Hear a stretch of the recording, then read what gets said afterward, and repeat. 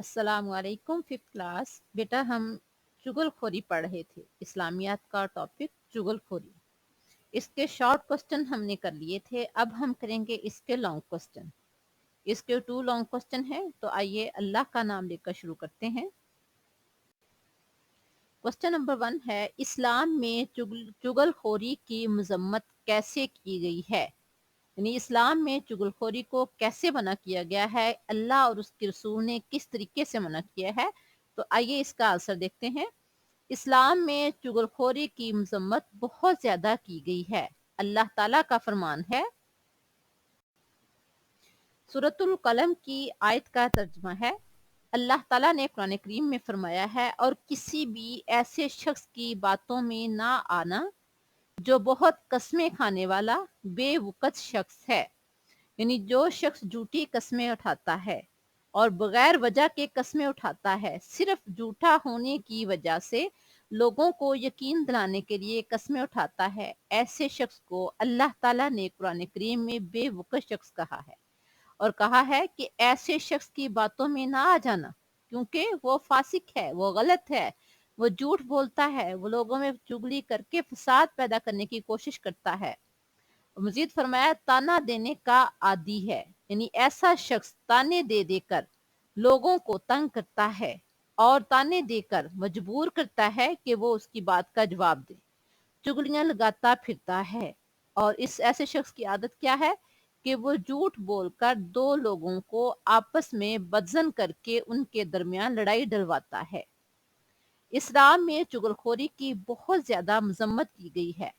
नबी अकरम सल्लल्लाहु अलैहि वसल्लम ने भी चुगलखोरी को सख्त नापसंद किया है और चुगलखोर को बदतरीन शख्स फरमाया है। यानी इस्लाम में चुगलखोरी की इतनी ज्यादा मजम्मत की गई है कि मेरे प्यारे पैगंबर सल्लल्लाहु अलैहि वसल्लम का फरमान है कि चुगलखोर जन्नत में दाखिल नहीं होगा, क्योंकि चुगलखोर अल्लाह ताला की नाराजगी और अजाब का शिकार हो जाता है। वो दो लोगों के दरमियान एक दूसरे के साथ बदजन करके उनमें इख्तलाफ पैदा करके फिर उनके दरमियान झगड़ा करवाता है।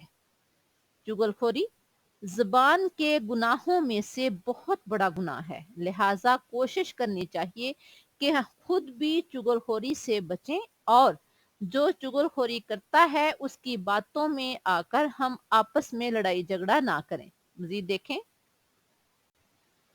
आप सल्लल्लाहु अलैहि वसल्लम ने फरमाया, क्या तुमको ना बताऊं कि क्या चीज सख्त हराम है? यानी कौन सी चीज बहुत ज्यादा सख्ती से अल्लाह की तरफ से हराम की गई है?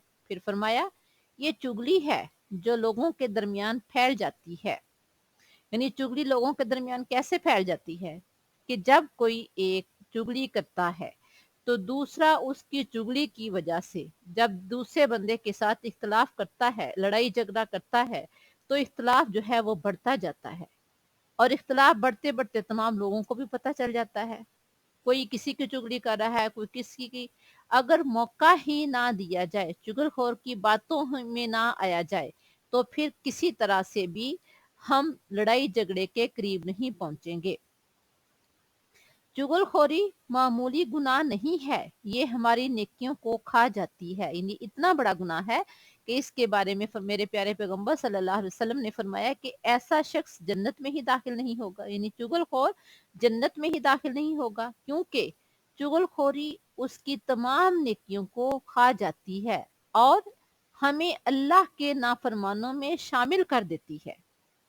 जब हम चुगली करते हैं तो हम अल्लाह के अहकामात की नाफरमानी कर रहे होते हैं, और जब हम अल्लाह के नाफरमानों में शामिल हो जाएंगे तो फिर हम जन्नत में दाखिल नहीं हो सकते।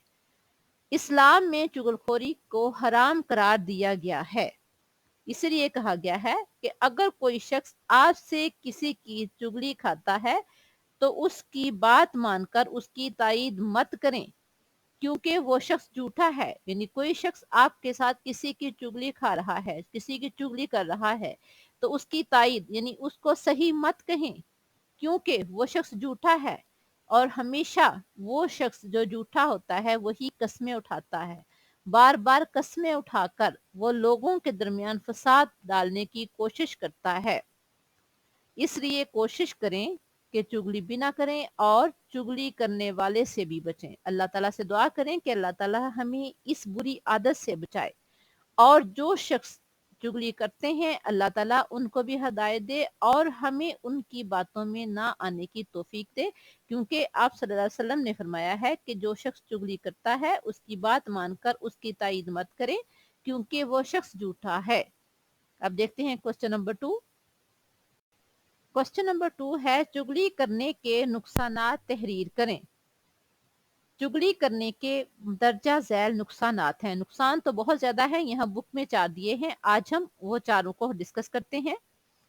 نمبر 1، اس سے معاشرے میں اتحاد اور اعتماد کی فضا کو ٹھیس پہنچتی ہے، یعنی اللہ تعالیٰ کے احکامات کی نافرمانی کرتے ہوئے جب ہم چگلی کرتے ہیں تو معاشرے میں اتحاد اور اعتماد کی فضا کو ٹھیس پہنچتی ہے، کیونکہ جب ہم آپس میں جھگڑا کرتے ہیں، آپس میں لڑائی جھگڑا کرتے ہیں تو اتحاد ختم ہو جاتا ہے، اور چگل خوری کی وجہ سے ہمارا ایک دوسرے پر اعتماد بھی ختم ہو جاتا ہے۔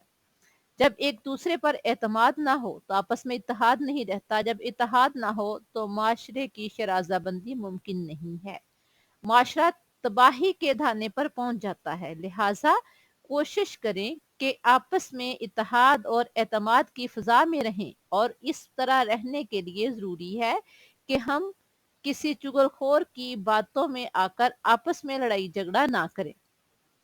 نمبر 2، لوگوں کے باہمی تعلقات متاثر ہوتے ہیں، کیونکہ جب چگل خور کسی کی چگلی کھاتا ہے تو جو لوگ آپس میں صلح صفائی سے رہ رہے ہوتے ہیں وہ اس کی باتوں میں آ کر جب آپس میں جھگڑا کرتے ہیں، یا اگر جھگڑا نہ بھی کریں تو آپس میں ایک دوسرے سے بدزن ہو جاتے ہیں، تو جس کی وجہ سے آپس کے تعلقات متاثر ہوتے ہیں، آپس میں اتحاد و محبت ختم ہو جاتا ہے، لوگ ایک دوسرے سے نفرت کرنے لگتے ہیں۔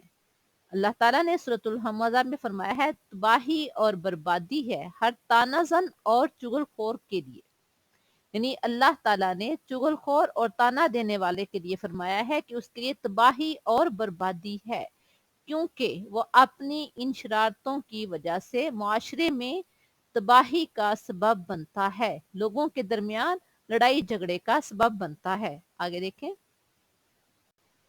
نمبر 3، لوگوں کے درمیان نفرت، بغض اور دشمنی پیدا ہو جاتی ہے۔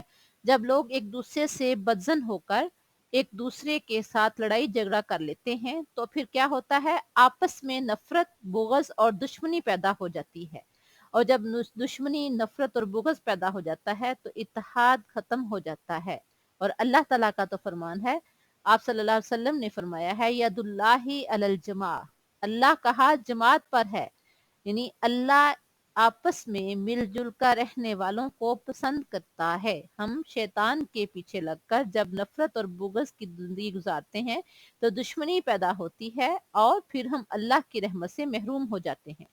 نمبر 4، چگلی کھانے والے کی ذات سے صرف دوسروں کو ہی نقصان نہیں پہنچتا، وہ خود بھی نقصان اٹھاتا ہے، یعنی جب کوئی چگلی کرتا ہے تو صرف اس کو ہی نقصان نہیں پہنچتا جس کی وہ چگلی کر رہا ہے یا جس سے وہ کر رہا ہے، آہستہ آہستہ لوگوں کا اعتماد اس سے اٹھتا جاتا ہے، ایک تو وہ اللہ کے عذاب کا مستحق بن جاتا ہے اللہ کی نافرمانی کر کے، لوگوں میں فساد پیدا کر کے، دوسرا جو ہے وہ معاشرے میں اس کی عزت بحال نہیں رہتی۔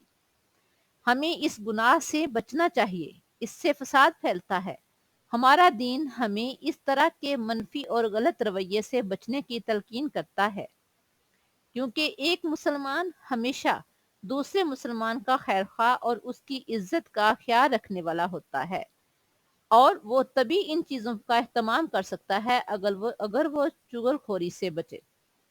اگر ہم چگل خوری سے بچ جاتے ہیں تبھی ہم دنیا اور آخرت میں کامیابی حاصل کر سکتے ہیں، یعنی اللہ اور اس کے رسول کی فرما برداری کرتے ہوئے اگر ہم چگل خوری سے بچتے ہیں تو اللہ تعالی ہمیں دنیا اور آخرت میں کامیابی سے نوازے گا۔ یہ تھے بیٹا ہمارے 2 لانگ کوسچن۔ اب اس کے بعد ہمارا نیکسٹ ہے ہدایت کے سرچشمے اور مشاہیر اسلام، تو اس میں ہمارا پہلا ٹاپک ہوگا حضرت داؤد علیہ السلام، نیکسٹ چیپٹر ہمارا ہوگا حضرت داؤد علیہ السلام۔ تو بیٹا آپ نے یہ کوسچن ساتھ ساتھ یاد بھی کیے جانا ہے، نوٹ بھی کیے جانا ہے۔ اللہ حافظ۔